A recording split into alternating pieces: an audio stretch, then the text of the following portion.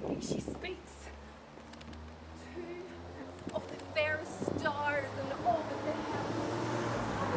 Business do you treat her eyes to twinkle in their spheres till they return. If her eyes were there and they in her head, the brightness of her cheek would she